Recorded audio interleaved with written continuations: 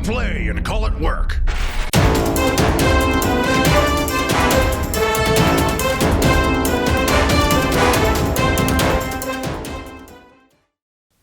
Hey there, Wargamers, and welcome to a new Open Vault series. This is a series we used to run over in the MiniWarGaming Vault, and now we're going to be bringing it here for free on YouTube. This is going to be a walk-around, behind-the-scenes style of just the day-to-day life that goes on at MiniWarGaming. So I'm going to take the camera and you guys to see the inner workings of MiniWarGaming a little bit. So we're going to travel around and pop into some of the studios, see what people are filming, and just say hi to everybody and check out people's desks and that kind of thing. For those of you who don't know who I am, my name is Cullen, and I've been working at MiniWarGaming for the past 4 summers now. I was a university student, and so I was only available just during the school year, or off school year, so the summertime. And Matthew and Dave have been nice enough to grant me this wonderful opportunity to have a job at such a lovely company.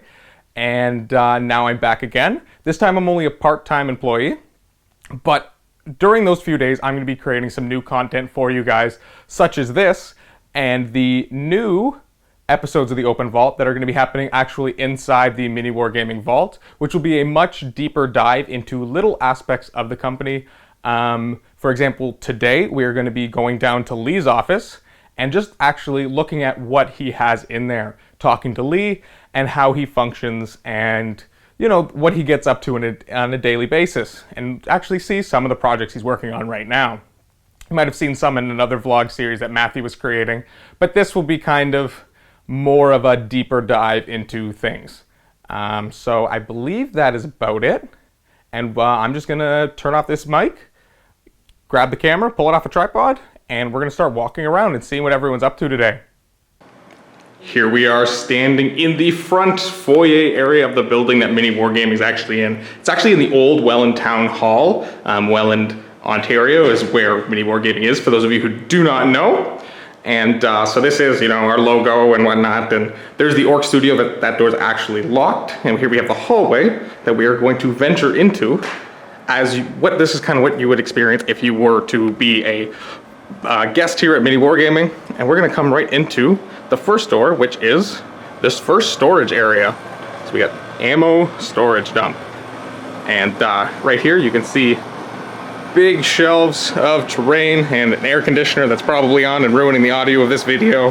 But that is what this kind of video is, as it is just behind the scenes and raw, unedited as I walk around. You can see our wondrous shelves, and kind of if you go back here, even more Matthew's Tyranids. There's some Necrons and Tau. We've got our Imperial Guard, what else? Eldar's down there. All the big stuff up top. Bookshelves, that's where we keep all the rule books. Age of Sigmar. More terrain.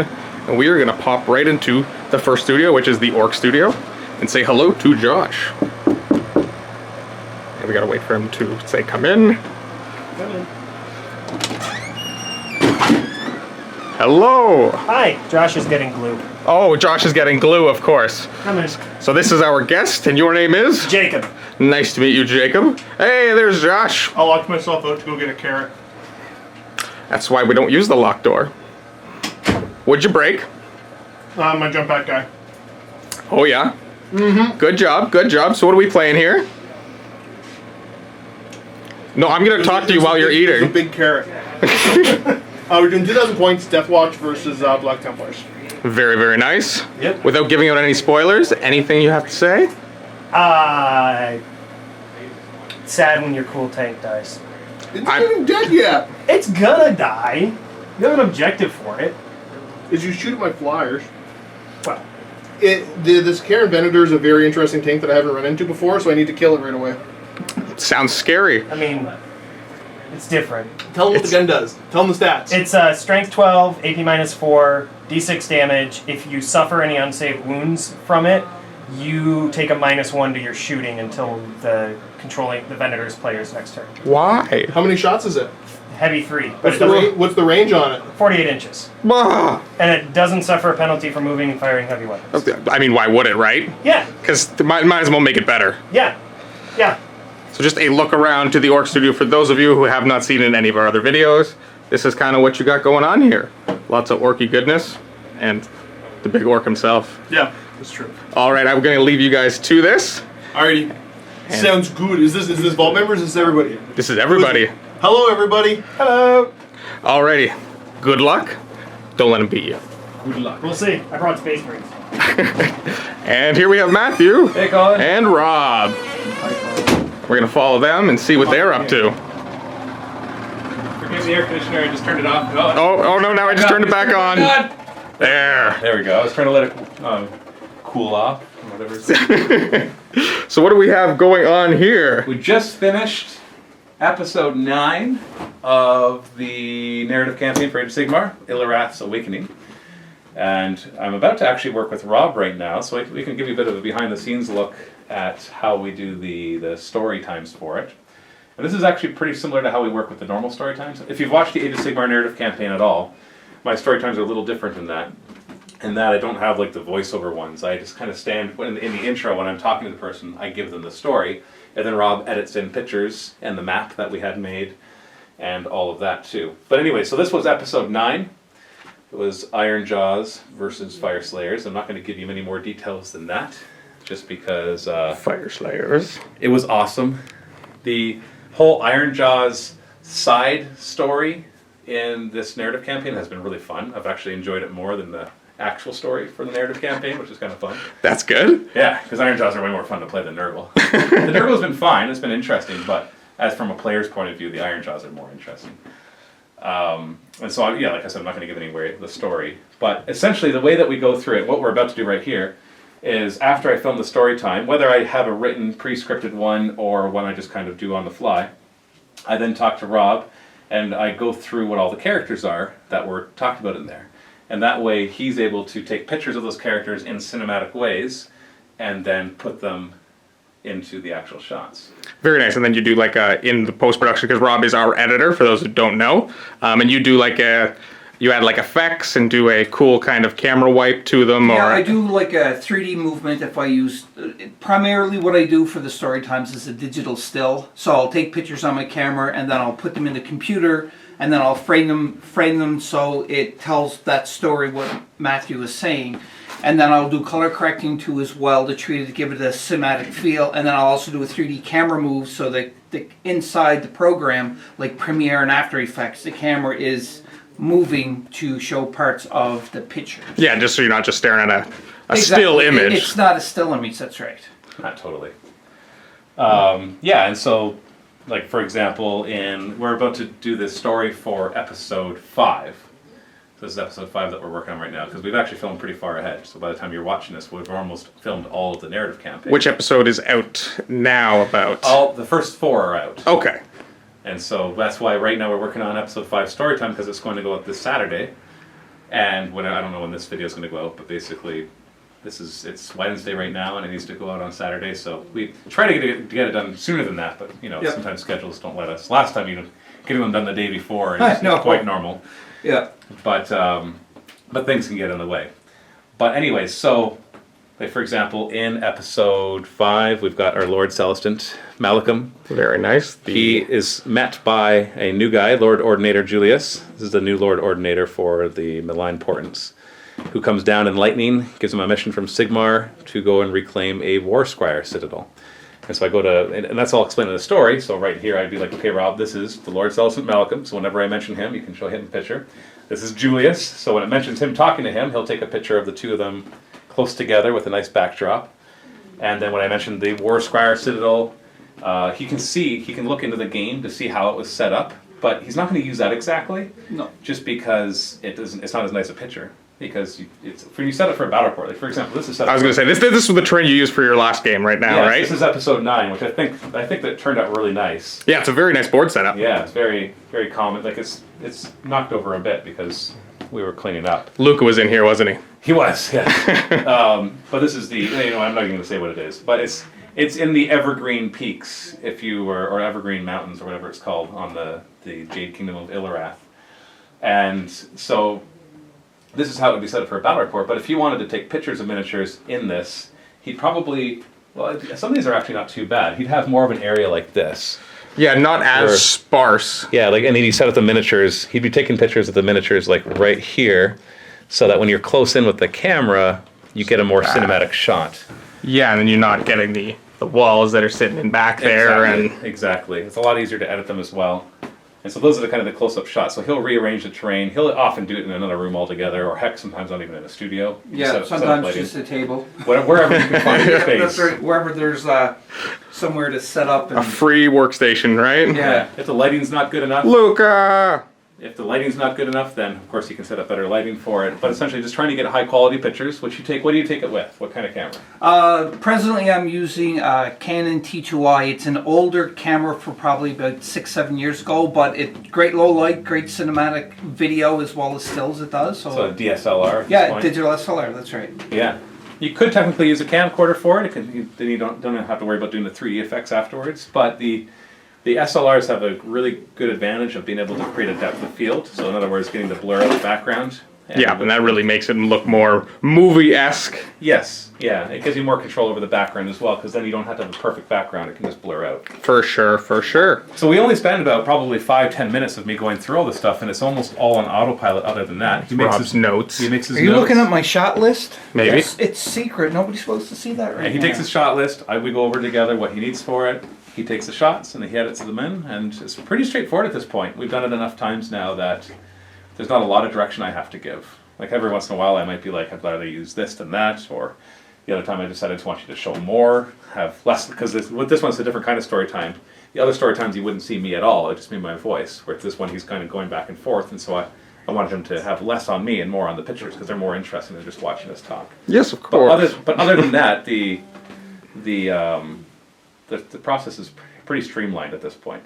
Oh yeah, like we got it down to, like perfect science, I guess you could say, but nothing's always perfect. But it's very easy because I know what Matthew wants, because I've worked with Matthew for a while, and he just says, well, these are the characters, this is the story, do it. About how long does it take you to take those photos? It depends on the setup and that, which is like in one setup, I can have the photos in like 20 minutes, 25 minutes. Oh, look at you. It's very efficient. Well, it helps when you have studios, nice terrain, nice models. There's not a lot you have to play with, right? Yeah. Exactly. You gotta throw up the terrain in the back, you get a nice little It setup. does most of the work for you, right? Yeah, exactly. So, and then you have nice lighting in the studio, so you don't have to mess with that too much. Yes, we are at the Warzone studio, for those of you who, I'm sure you've again seen it in other videos, but you know what you don't see on camera sometimes. Oh, hi. Oh my. But that's basically it. I don't know what else we can tell you without giving any spoilers. Let's just put it this way. It's going to be an interesting finale. We're gonna Good. have a really good. The finale for the Age of Sigmar narrative campaign is going to be a couple really big games. Awesome. Whereas they've been kind of smallish, anywhere from 600 to this was 1,700 points, depending on what we're trying to do. So they're more like role-playing kind of things. But the finals will be big, grand clashes as we head to the epic climax. But that's going to be a few weeks away because we've only had 2 of the 6 weeks go out so far. Good. Well, I'm sure everyone will be very, very excited to see that then. Having fun doing it. I'm sure Luca had fun. Yeah, I did. Oh, yeah. Yes. No spoilers, Spoilers. man. No spoilers. All right. All right, so I'll leave you to it, Rob. Good luck with your photos. And we are off to see the offices. Okay, So in here, we have Aaron's desk, where they do magnets. There's some boxes. A lot of garbage right now. That is not garbage. All these models right here. And here we have the Forge Studio, typically used by Steve, and it is significantly colder in here, and that is why. Got some windows and air ventilation, unlike some of the other rooms. But again, just to kind of show you what you can't sometimes see in the battle reports. Just doing a little quick fly around. Oh, underneath here we have a real anvil. For those of you, again, haven't seen, Huh. Anvil. And we got that, and the table. I think Steve actually played earlier this morning, so we actually did miss his guest, but I think it was a 40K video. When we see him, we will talk to him a little bit more about it. But again, that's the cabinet that Steve keeps his personal models in. Some more models in this cabinet.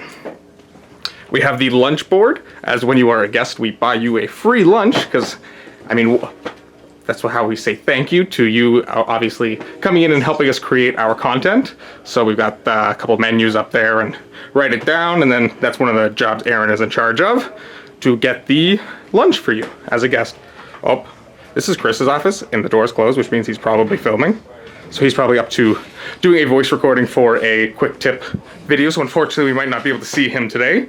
But here we have the camera dumping computer. Has camera.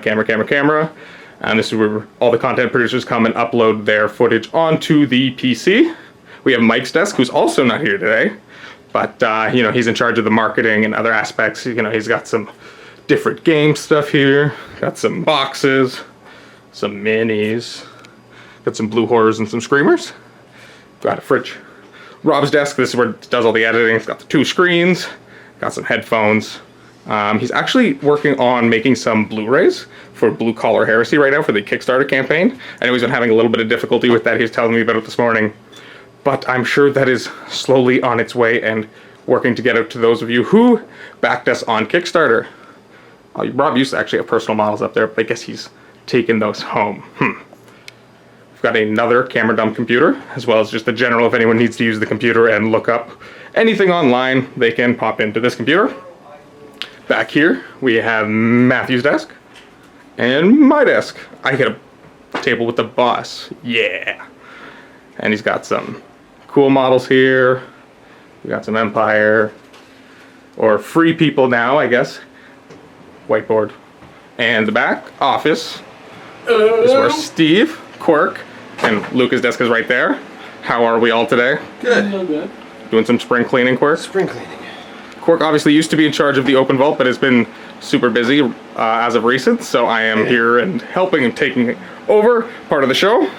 We've got, what's that? That's a lot of bikes. Why aren't they painted? Because it takes a long time to paint them like that. Yeah, that's pretty nice. And it's also a personal project, so it's taking even longer because I need to find the time to do it. Obviously. And what else we got on here that's cool and you can show off? I got the Death Dread painted up by Kenny from the Long War. Nice. So did a sweet job on that. I used it at the Las Vegas Open. So definitely check him out at the Long War there. He did a wonderful job. And now it's gonna fall over. Of course. That's pretty much it for new. Everything else is kind of in progress or... In progress or not even. Yeah, because these shelves are typically personal property. And then, are you not working on anything else for company right now? I just finished up rebasing all the iron jaws, so all the Ardboys are now on circular bases and based properly. That was the last thing I was working on. Before that, it was the Harlequins for the Las Vegas Open. That was the major project there.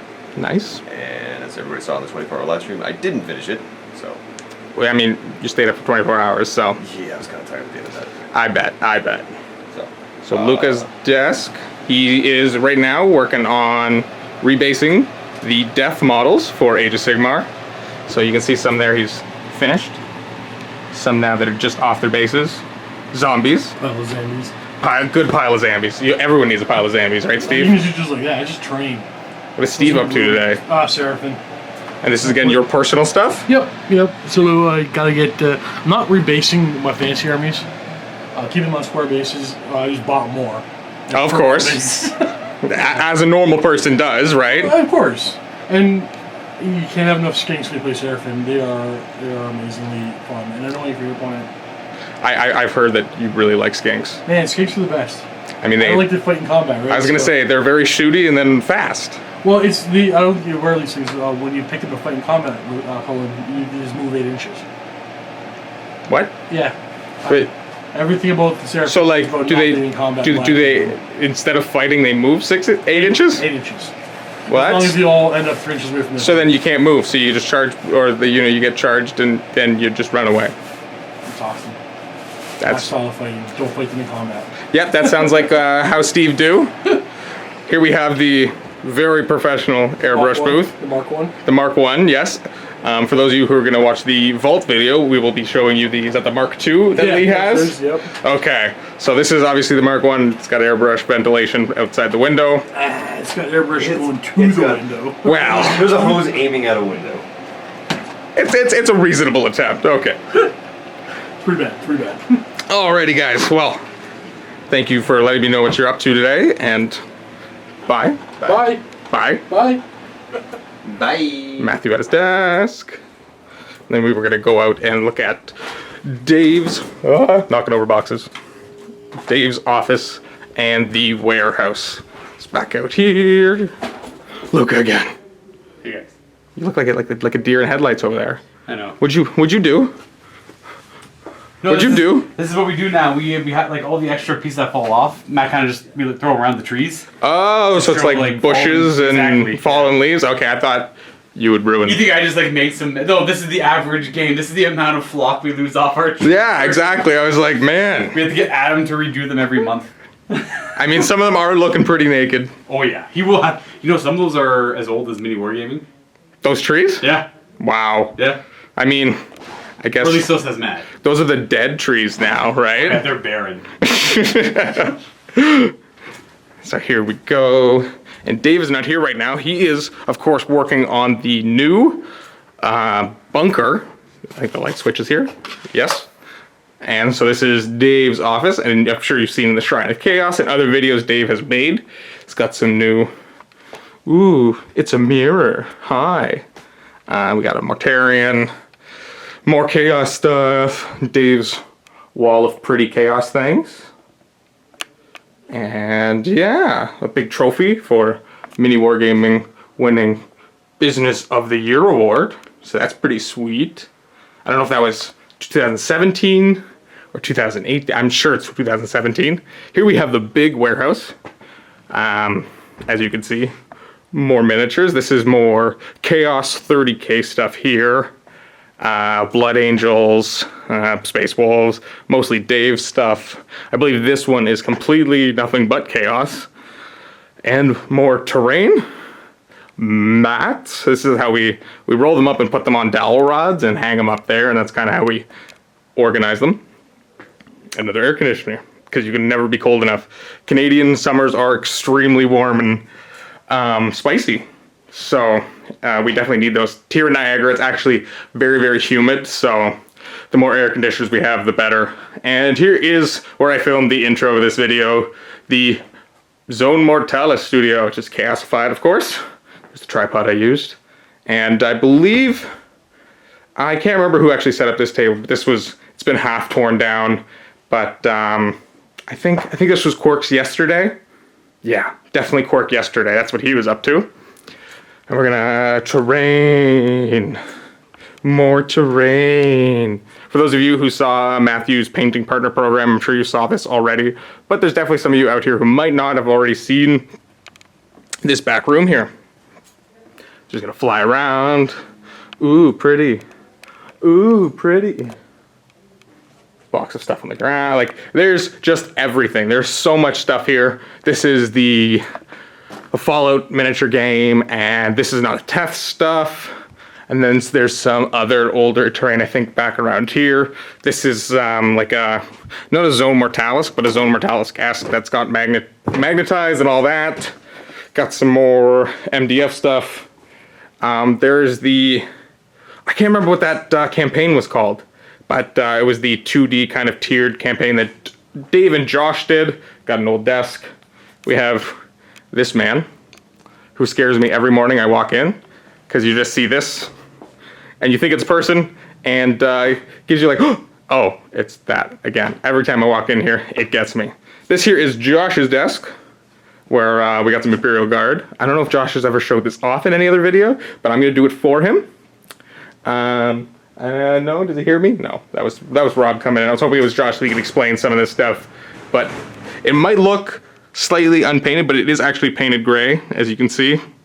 It's got a nice like bluey gray kind of look. He's unpainted. So look, it does definitely look painted. And these guys you can tell more because they're based and whatnot. The little walkers there. But, ooh, Baneblade? Maybe? I can't remember what that exact gun is. Nope, can't think of it. And Josh's bookshelf. What else has Josh got going on here? Got some Primaris Marines. I'm just gonna tour his desk for you because he's not here. Josh likes his Grape Arizona, his Grape Aid. I didn't know Grape Aid was a thing. We've got some more stuff here. Just give you a quick little pan over some of the cool models Josh has. And again, this is what content producers have at their desk, is typically their own stuff. So there's Josh's Ogre Army, his Night Lords, the Ogre Blood Bowl team, that kind of stuff. So again, a lot of this stuff is typically owned by them and not the company, but obviously we always use our own stuff on camera. Rob's over there making a lot of noise. What? What you doing? Stealing trees? No, come back, Robbie. More mats and the lunch table. And one of our guests was nice enough to bring all of these M&Ms. So we've got a huge bag, chocolate M&Ms, peanut M&Ms, and I think these are the caramel M&Ms. I'm gonna try one of these. I don't know what these even taste like. Good. Those are very good. But very nice for whatever guest is. This is the lunch table. So again, if you come into MiniWarGaming and we buy you lunch, this is where we all sit around at lunchtime and eat away. And Josh leaves his carrots right there. So I believe that is just about everything.